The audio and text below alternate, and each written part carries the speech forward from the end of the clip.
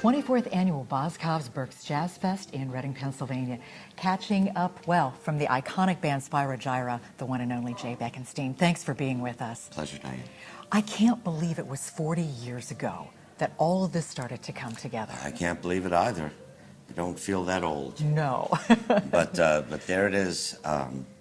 You know, it's an amazing journey, but the most amazing part about it is that it's not over. No, it's still continuing. Yeah. And what's great about what you do, it's so many different influences of different types of music, right? Well, that's the way the world is now.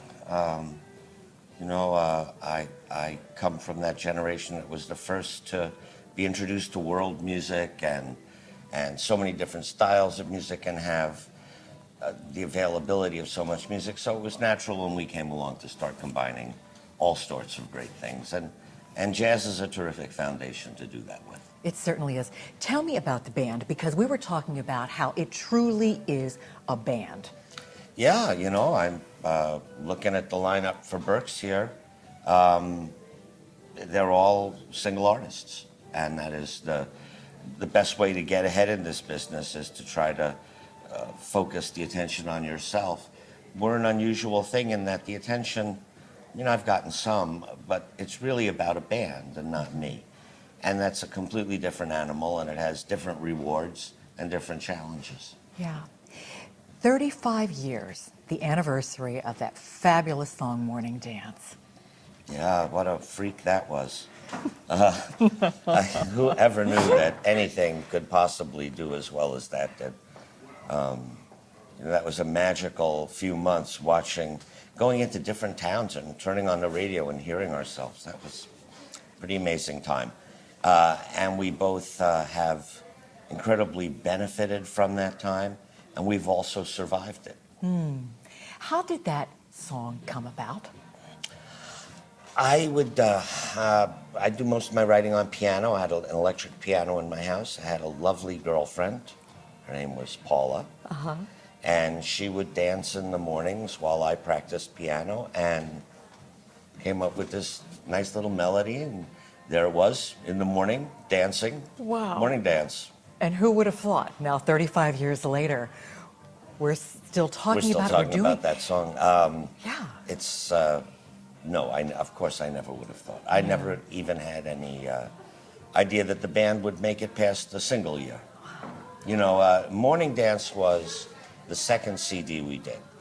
The first one was a very good but rather naive CD we did in Buffalo, New York. And Morning Dance was that first chance to have all these resources. And we had all these great players involved and all this great studios, and we could do whatever we wanted. Our attitude at the time is we better spend all this money because we're never going to have another record after this. We just didn't have any idea that it would resoundingly resonate with people. And it really started a whole movement, too, didn't it? Well, I can't take credit. But the thing is, it was instrumental. It was a catalyst, too. It was a product of its time, and its time included other artists like, you know, if you're thinking of who was the artist that most influenced the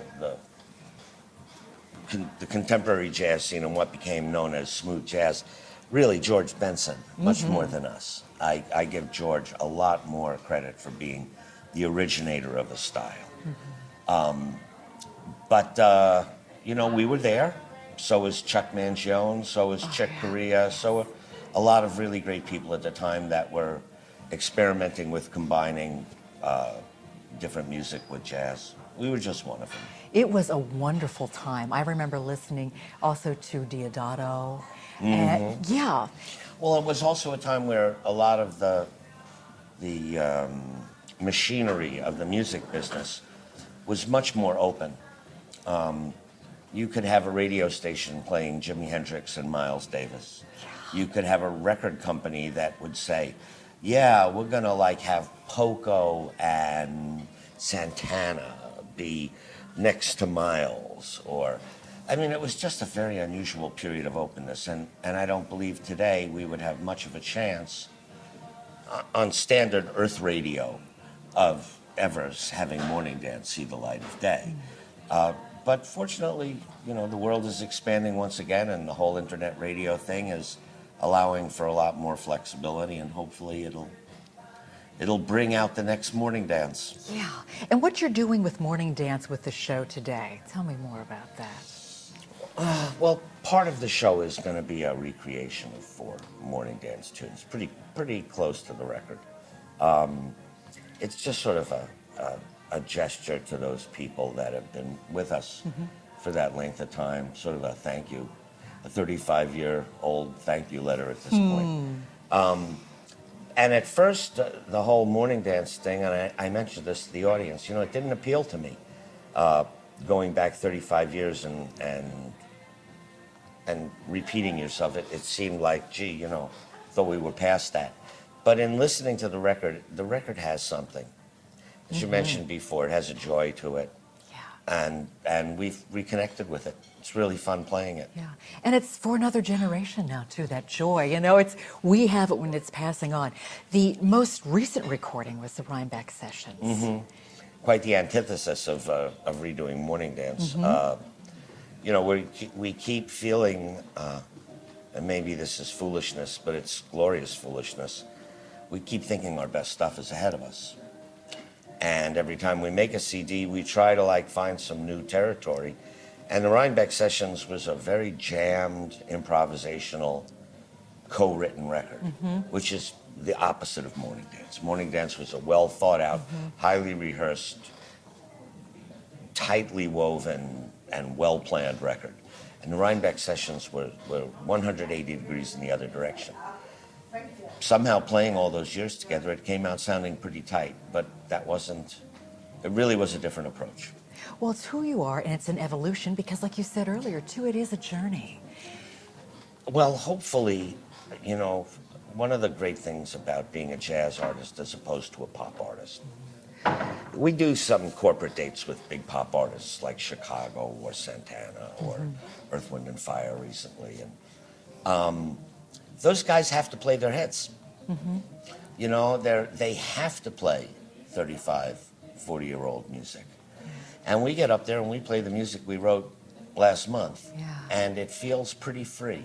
And that's a really great thing about jazz. And though I would love to have Sting's bank account, I'm incredibly happy to be making Spyro Gyra music. And I'm really happy that you are, too. And I know there are a lot of fans out there, too. Thank you for bringing the joy. Thank you, Diane. Starting 40 years ago. Look at 40 more, too. Thank you for the 40 years, those who have been with us. Yes. We're coming to you from the Berks Jazz Fest, Reading, Pennsylvania.